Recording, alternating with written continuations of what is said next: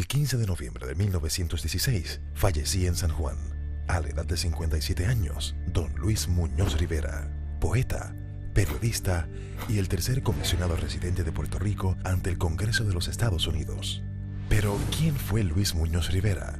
¿Quién fue el que estremeció a todo un país con su muerte?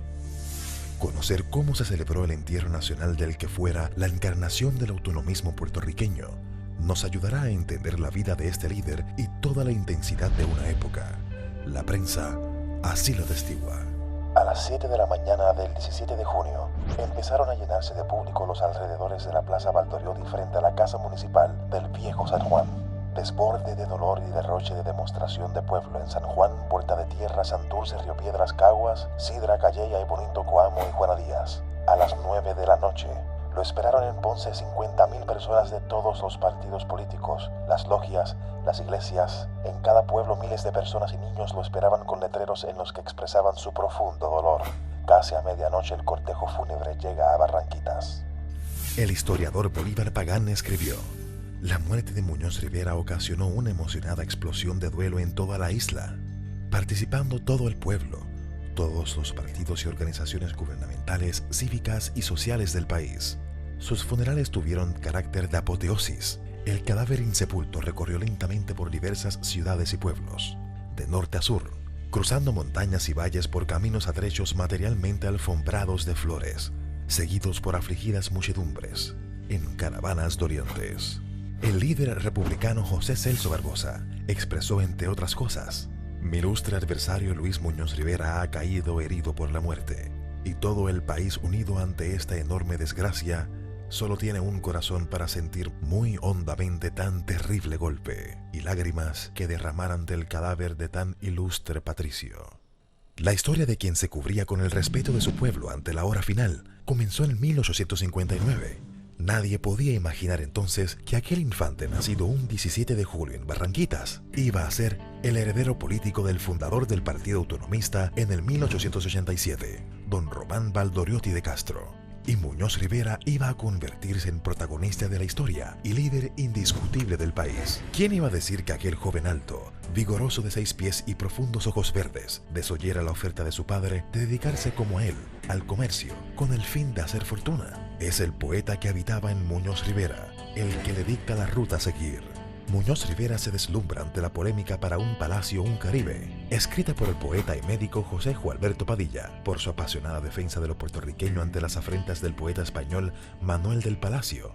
Varias décadas más tarde, a los 57 años, a tan solo 4 meses de su muerte, en 1916, le escribe a la hija del Caribe, Trina Padilla, una entrañable carta en la que le revela su compromiso y deber con el país. Sin embargo, ese regreso a la trinchera literaria a la que hacía alusión a su respetado maestro fue rasgo indispensable para entender cómo el poeta le dio paso a su vocación periodística, vocación que cumplió a cabalidad cuando Muñoz Rivera escribió cada día un artículo periodístico por 30 años. Combatió el despotismo del gobierno español por 20 años y luego por 18 años combatió la arbitrariedad asfixiante del gobierno americano. Mariano Abril, periodista y compañero de luchas de Muñoz Rivera, describe el empuje y la fuerza abayazadora del líder desde su juventud. Ciertos míopes se asombran del éxito de Luis Muñoz Rivera. A los 37 años, jefe de un partido. A los 38, jefe de un gobierno y después líder de la opinión pública. Olvidan los míopes que Muñoz Rivera a los 20 forcejeaba en los comicios y en la prensa. A los 25 veía su candidatura proclamada a la Diputación Provincial. A los 30 fundaba el periódico La Democracia y en breve periodo paseaba las carreteras con la Guardia Civil. Lo apresaban en cárceles de Caguas, Guayama. Desafiaba la cólera de los capitanes generales. Sufría en 100 procesos. Lo encerraban en los calabozos de Ponce. Lo multaban, lo condenaban y no podían rendirle ni doblarle jamás. Tras años de luchas incesantes a finales del siglo XIX, en 1897 logra al fin Muñoz Rivera, como líder del Partido Autonomista, alcanzar la autonomía política plena en el terreno de las libertades constitucionales, al pactar con el dirigente español Práxedes Mateo Sagasta la Carta Autonómica. En ese gobierno autonómico, Muñoz estaría a cargo del Ministerio de Gracia, Justicia y Gobernación, pero el 25 de julio de 1898 estalló la Guerra Hispanoamericana y los Estados Unidos invadió Puerto Rico, lo que puso fin al gobierno autonómico que apenas estaba en formación. Tras 2 años de un gobierno militar, de la ilusión vino el desengaño, cuando el Congreso de los Estados Unidos aprobó el acta o ley Foraker, que organizaba el primer gobierno civil tras la invasión.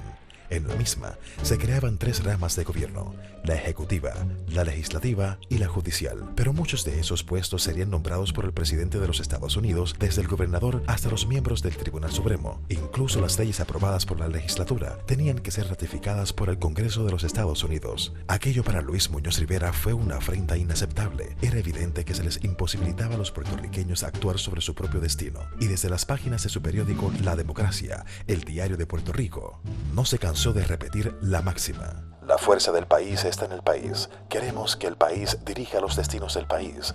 Nos defendemos del poder si el poder nos humilla. En el momento decisivo, la cobardía es peor que la muerte. Es la deshonra. Los ataques de Luis Muñoz Rivera, desde el periódico La Democracia, contra el régimen militar americano y ante la opresora ley Foraker, le trajo enemigos entre las filas del Partido Republicano, que había sido fundado en 1899 por José Celso Barbosa. El ambiente político se caldeó. Ejemplo de ese ambiente peligroso se dio un 14 de septiembre de 1901, con una hoja suelta, anónima, firmada por el pueblo soberano, dirigida al gobernador americano, en que anunciaba que Luis Muñoz Rivera sería atacado en su casa en la calle Fortaleza, donde en los bajos de ella estaba ubicada su imprenta. Y para abreviar, empezó un tiroteo y llegó la policía, y a quien arrestaron y llevaron a juicio, no a los que fueron a agredir, sino a Muñoz Rivera y a una parte de sus correligionarios. El juicio hizo historia y el país lo siguió paso a paso. ¿Cómo se llama el procesado? Luis Muñoz Rivera. ¿Qué profesión ejerce?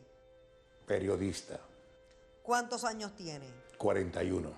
¿Ha sido procesado alguna vez? 42 veces. ¿Por qué delito?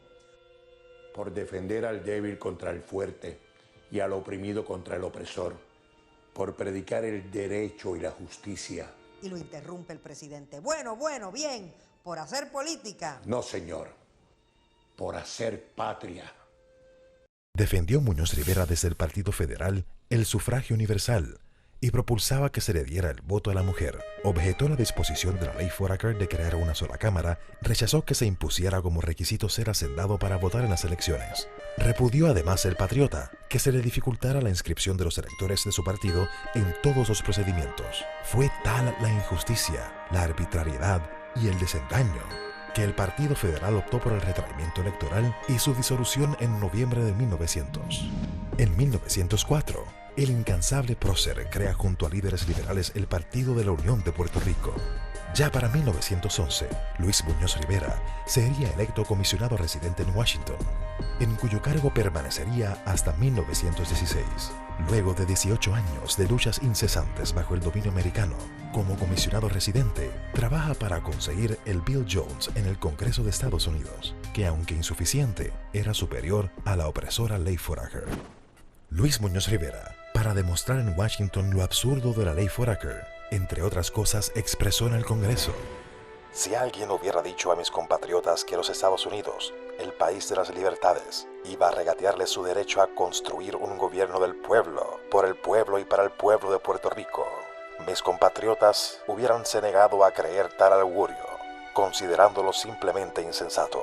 Vivían entonces los puertorriqueños bajo un régimen de amplísimo gobierno propio, discutido y votado por el gobierno español, sobre la base del sistema parlamentario que practican todas las naciones europeas. Estados Unidos no debe dar menos. Por la clara defensa de los principios en que creía, por defender los intereses del país, Muñoz Rivera es recibido en Puerto Rico como un héroe, pero ya la enfermedad lo había herido mortalmente.